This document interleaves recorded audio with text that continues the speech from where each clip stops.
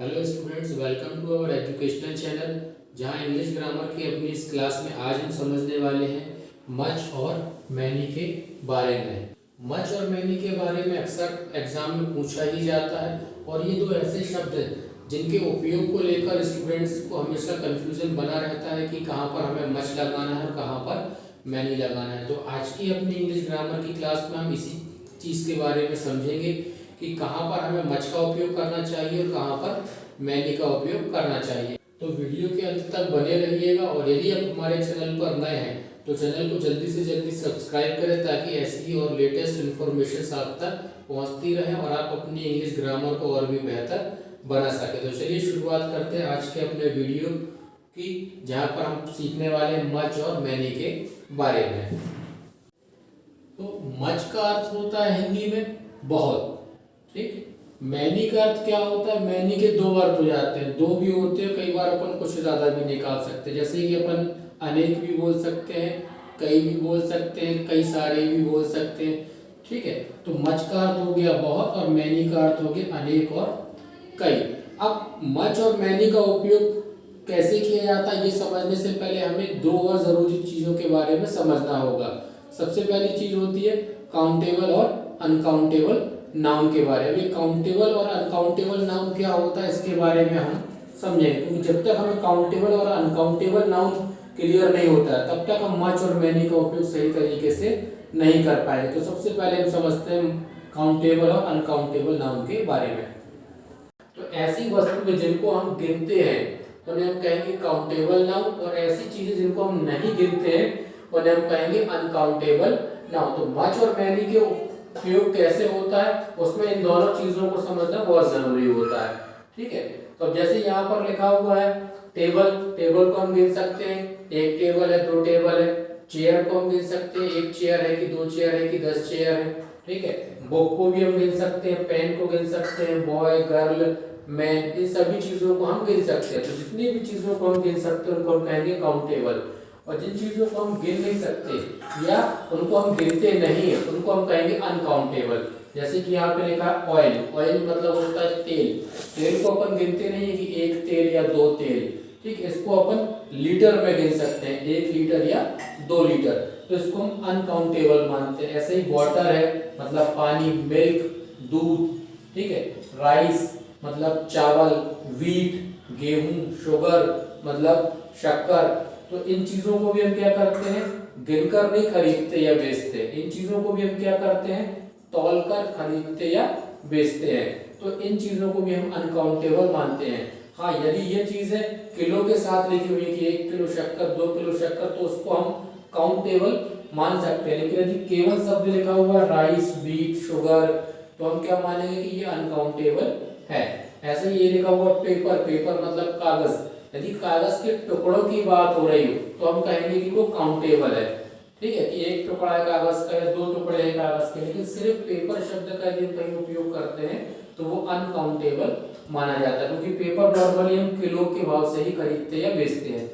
ऐसे he would, would मतलब होता है लकड़ी, लकड़ी के यदि टुकड़ों की आप बात करोगे तो वो क्या होगा, वो टुकड़े काउंटेबल हो सकते हैं कि मेरे पास लकड़ी के 2 टुकड़े हैं या 5 टुकड़े हैं, ठीक है। लेकिन सिर्फ लकड़ी शब्द की यदि हम बात करते हैं तो लकड़ी शब्द को हम अनकाउंटेबल नाउन मानते हैं, ठीक है। तो ये समझ में आ रहा होगा आपको ये काउंटेबल और अनकाउंटेबल नाउन क्या होता है।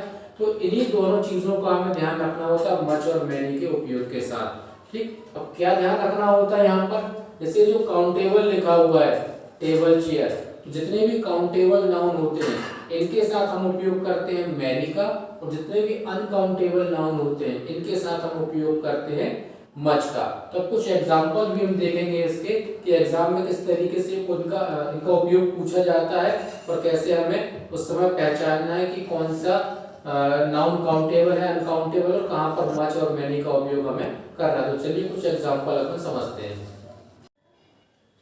तो चलिए समझते हैं कुछ एग्जांपल्स के माध्यम से कि मच और मैनी का उपयोग कैसे किया जाता है। तो एग्जाम में नॉर्मली हमें कुछ खाली स्थान के रूप में ही मच और मैनी का उपयोग पूछा जाता है। मतलब यहाँ पर आपको एक सेंटेंस लिखा हुआ है, उसमें एक खाली स्थान दिया है और यहाँ पर एक शब्द लिखा हुआ है और हमसे कहा गया कि अब यहाँ पर मच भरिए या फिर मैनी भरिए। तब उस कंडीशन में क्या होता है, सबसे पहले तो हम इसी चीज को लेकर कंफ्यूज हो जाते हैं कि यहाँ जो सेंटेंस लिखा उसका हिंदी में मतलब क्या है। तो हमें इसका हिंदी में मतलब समझने की आवश्यकता नहीं है। यदि आपको हिंदी में मतलब समझ में आ जाता है तो बहुत अच्छी बात है, लेकिन यदि बाई चांस आपको हिंदी में मतलब नहीं भी मालूम है तो आपको सिर्फ एक ही चीज के ऊपर ध्यान देना, वो है कि खाली स्थान के बाद जो शब्द लिखा है वो काउंटेबल है कि अनकाउंटेबल। ठीक, तो यहाँ पर क्या लिखा हुआ है, बुक्स। बुक्स मतलब किताबें। किताबें को अपन क्या कर सकते हैं, गिन सकते हैं कि नहीं गिन सकते, गिन सकते हैं, मतलब ये काउंटेबल नाउन है। और जब कोई चीज काउंटेबल है तब उसके पहले हमें क्या लगाना है, मैनी। तो यहाँ पर हम क्या लिख देंगे, मैनी। ठीक, तो आई हैव मैनी बुक्स, मेरे पास कई सारी किताबें हैं, या फिर मेरे पास अनेक किताबें हैं, या मेरे पास कई किताबें हैं। तो हमने इसमें क्या देखा, केवल आखिरी के शब्द को जो खाली स्थान के बाद लिखा था कि वो काउंटेबल है कि अनकाउंटेबल। ठीक, इसी प्रकार दूसरा एग्जांपल देखते हैं, he wants to buy cars.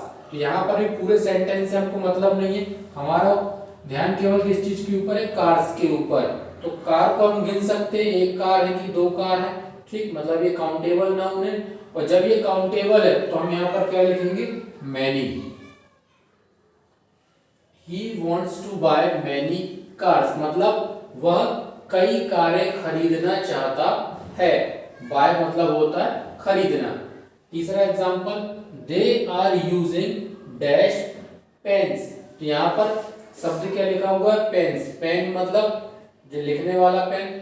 तो पेन को हम गिन सकते हैं कि एक पेन है कि दो पेन है। तो ये काउंटेबल नाउन है, इसलिए यहाँ पर भी हम लिखेंगे मैनी।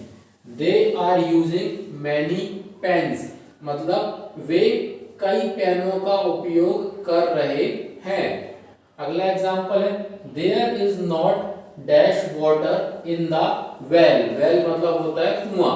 तो there is not dash water in the well, मतलब यहाँ पर क्या है, कुएं में बहुत ज्यादा पानी नहीं है। तो यहाँ हम किस चीज के ऊपर ध्यान देंगे, खाली स्थान के ठीक बाद वाले शब्द पर। तो ये क्या लिखा हुआ, वाटर मतलब पानी। और पानी क्या है, अनकाउंटेबल नाउन है, इसीलिए यहाँ पर हम क्या भरेंगे, much. There is not much water in the well, कुएं में बहुत ज्यादा पानी नहीं है। फिर अगला एग्जांपल लिखा है, I don't have dash money. अब सबसे ज्यादा कंफ्यूजन वाला शब्द यही होता है। अब जब अपन देखते हैं कि यहाँ पे लिखा हुआ है मनी, तो हमारे दिमाग में क्या आता है कि मनी को तो हम गिन सकते हैं, मनी मतलब पैसा, पैसे को अपन गिन सकते हैं। लेकिन जब हमको ये लगता है कि यहाँ पर गिन सकते हैं तो हम क्या करते हैं, यहाँ पर मैनी भर देते हैं खाली स्थान में, और ये हमारा गलत हो जाता है। क्यों, क्योंकि मनी को जो है अनकाउंटेबल नाउन माना जाता है। हाँ, यदि आप मनी को काउंटेबल मानते हैं तो किस कंडीशन में मानते हैं, मान लो आपको कहीं लिखा है 10 रुपए के नोटों की गड्डी, ठीक है ना, या कहीं नोटों के बंडल की बात हो रही हो, तब आप मनी को काउंटेबल मानेंगे। लेकिन यदि सिर्फ क्या लिखा हुआ है, मनी शब्द, तो आप इसको हमेशा अनकाउंटेबल मानकर ही चलेंगे। ठीक है, तो यहाँ पर हम क्या भरेंगे, अनकाउंटेबल की कंडीशन में much. I don't have much money, मेरे पास बहुत पैसे नहीं। यदि अपन हिंदी में भी देखें तो अपन हिंदी में भी क्या बोलते हैं, मेरे पास बहुत पैसे नहीं है। हम ऐसा नहीं बोलते कि मेरे पास कई पैसे नहीं है, हम क्या बोलते हैं हमेशा, मेरे पास बहुत सारे पैसे नहीं है, या मेरे पास बहुत ज्यादा पैसे नहीं है। तो मनी को हमेशा आपको अनकाउंटेबल नाउन मानकर ही यहाँ पर मच या मैनी का उपयोग करना है। ठीक है, तो अगला एग्जांपल है, there is not dash sugar left in the kitchen, मतलब किचन में कोई शक्कर बाकी नहीं है, या फिर किचन में बहुत ज्यादा शक्कर बाकी नहीं है। तो यहाँ पर खाली स्थान के बाद कौन सा शब्द आया, यहाँ पर शुगर। तो शुगर क्या है, अनकाउंटेबल नाउन, और ये अनकाउंटेबल नाउन है, इसलिए हम यहाँ पर उपयोग करेंगे मच का।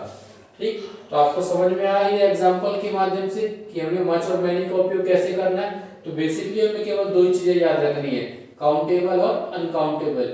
यदि काउंटेबल नाउन की बात हो रही तो हम मैनी का उपयोग करेंगे, और अनकाउंटेबल नाउन की बात हो रही तो हम मच का उपयोग करेंगे।